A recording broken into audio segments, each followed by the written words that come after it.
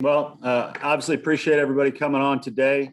Hard to believe we're already in week 11 of the season. This thing is flying by. So, fairly happy with where we are right now, but obviously there's a lot of work to be done, and got another big series every week. It seems like we say the same thing. Every week's a big series.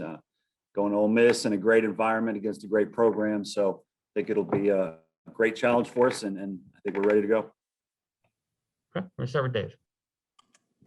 Hey, Mark, thanks for doing this. Kind of the standard question is your pitching rotation still the same, and how?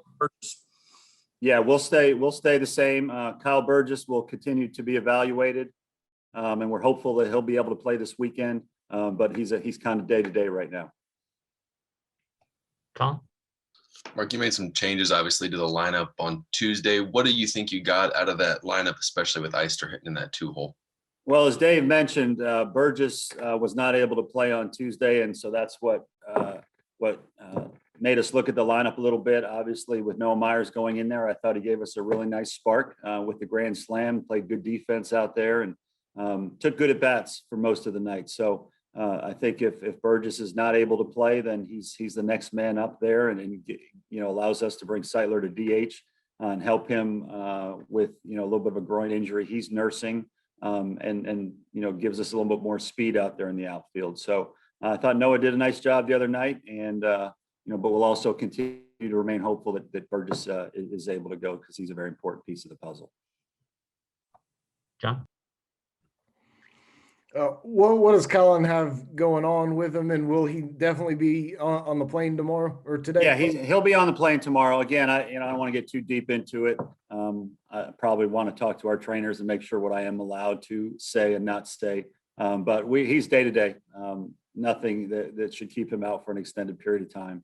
But again, we're hopeful that he'll be a big part of this weekend. What's been the key for Wes coming along in terms of his ability behind the plate? What's so much better about him behind the plate year over year in his growth? Yeah, just everything, John. I mean, he's worked very hard. Coach Lake has worked very hard with him to just try to get him to be the kind of catcher he's become. His throwing now is at a very good level. It's pro average now throwing. He blocks the ball well. I think pitchers have a lot of confidence that if they have to block a ball or throw a ball in the dirt, he will block it. And his receiving has come a long way. I mean, to me, you think about where he was 2 years ago. I think it was against Gardner Webb on a Tuesday night. It was an absolute disaster. And to think about that night to where he is now, it's very, very impressive. It's just a testament to his work ethic, to his willpower, and to the work that him and Coach Lake have really put in on a daily basis. Tom?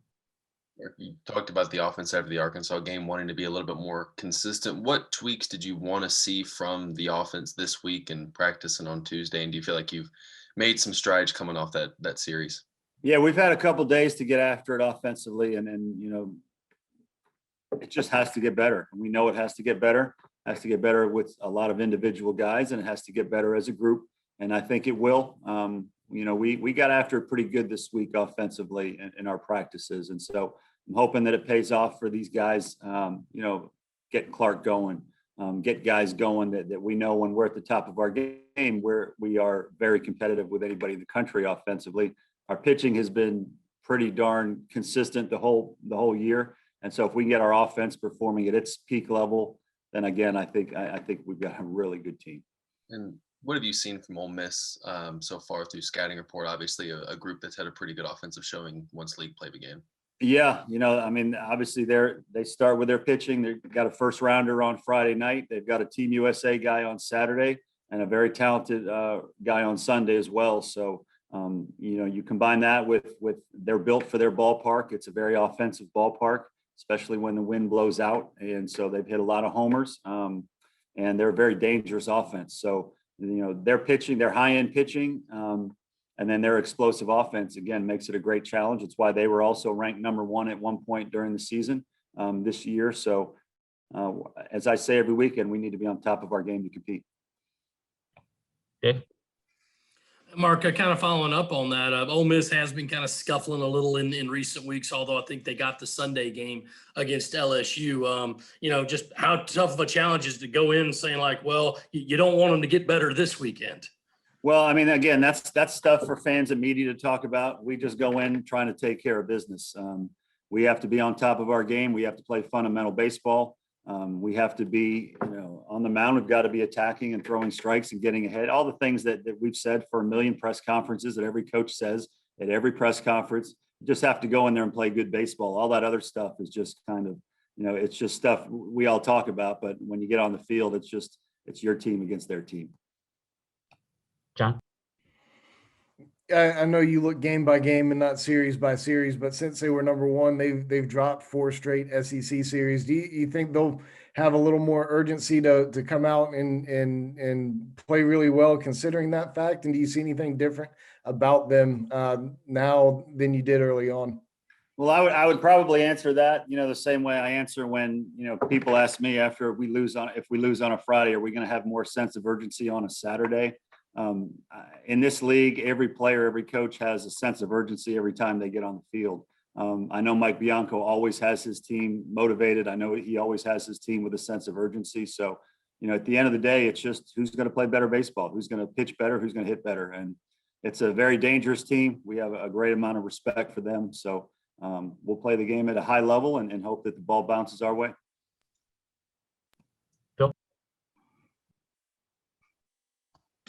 Yeah. Hey, Mark, good afternoon. For teams like yours that are in strong contention for hosting regionals and with those sites being picked earlier this year than normal, is the pressure on earlier as you go through these series heading up to the date when they're making an announcement for all the teams that are in the hunt for host regionals? Well, again, pressure is all what you make out of pressure. Pressure is about context. And I don't know if you guys are aware, they updated it recently that they're going to announce 20 sites, I think it is now, instead of just 16.